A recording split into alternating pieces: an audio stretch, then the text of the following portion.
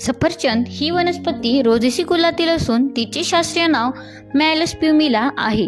गुलाब, Raspberry, strawberry इत्यादी वनस्पतीही रोझेसी कुलातील आहेत. सफरचंद या वनस्पतीचे मूळ स्थान पूर्व युरोप आणि मध्य आशिया येथील असून ती मॅलस सिल्व्हेस्ट्रिस या वन्य जातीपासून उत्पन्न झालेली आहे.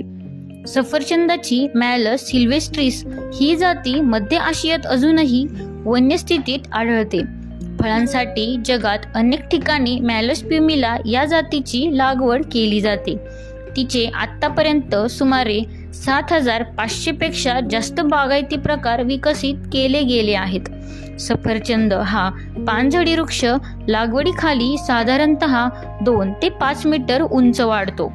मात्र वन्यस्थितीत तो सुमारे 12 मीटर उंच वाढू शकतो. पाने साधी, दंतूर, गडद हिरवी, एकाडेक 4 ते 10 सेंटीमीटर लांब, समृद्ध असून पानांच्या खालच्या पृष्ठभागावर किंचित लव असते. कवळी पाने संपूर्ण लवदार असतात. ती दीर्घवृत्ताकृती किंवा अंडाकृती टोकदार असतात. फुले मोठी, पांढरी किंवा फिकट गुलाबी, आकर्षक आणि पानांबरोबरच 5 ते 6 च्या फुलोऱ्यात वल्लरी पुष्पबंधात येतात. फुलोऱ्यात 4 ते 6 फुले असून मधले फूल सर्वात आधी उमलते. फुलात निदलपुंज आणि दलपुंज प्रत्येकी 5 असतात.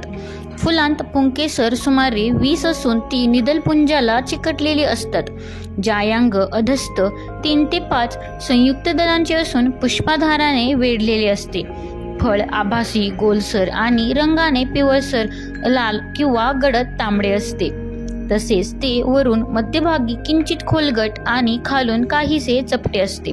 सामान्यपणे सफरचंदाचा गर म्हणून खाल्ला जातो. तो भाग म्हणजे वाढलेले पुष्पासन असते. मूळ फळ या वाढलेल्या पुष्पासनाच्या आत असते व त्यात सुमारे 10 बिया असतात. म्हणून सफरचंद हे एक आभासी फळ आहे असे मानतात. गर चवीला गोड व कुरकुरीत असतो. सफरचंदाच्या बहुतेक वृक्षांमध्ये 2 वेगळ्या परंतु एकाच झाडावरच्या फुलांमध्ये परागण झाले तरी फळनिर्मिती होत नाही. त्यासाठी त्यांच्यात परपरागण घडवून आणावे लागते. परपरागणासाठी फुलांच्या मोसमात परागकण वाहक म्हणून मधमाशीचा वापर करतात. तसेच पुरेसे परागकण उपलब्ध होण्यासाठी क्रॅब ॲपल नावाच्या सफरचंदाच्या वन्य जातींची लागवड सफरचंदाच्या बागांमध्ये करतात. सफरचंदांच्या 100 ग्रॅम फळांमध्ये पाणी सुमारे 85%, कर्बोदके 13% इत्यादी घटक अधिक प्रमाणात असतात.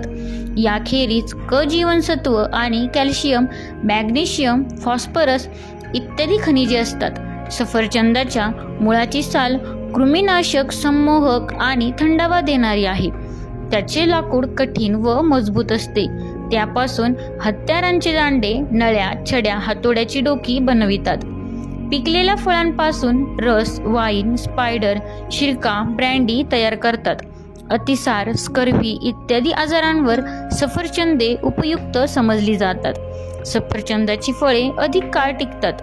सुक्या फळांचा उपयोग बेकरी उद्योगात करतात. सफरचंदाच्या बियांमध्ये सायनाइड संयुगे असतात. धन्यवाद.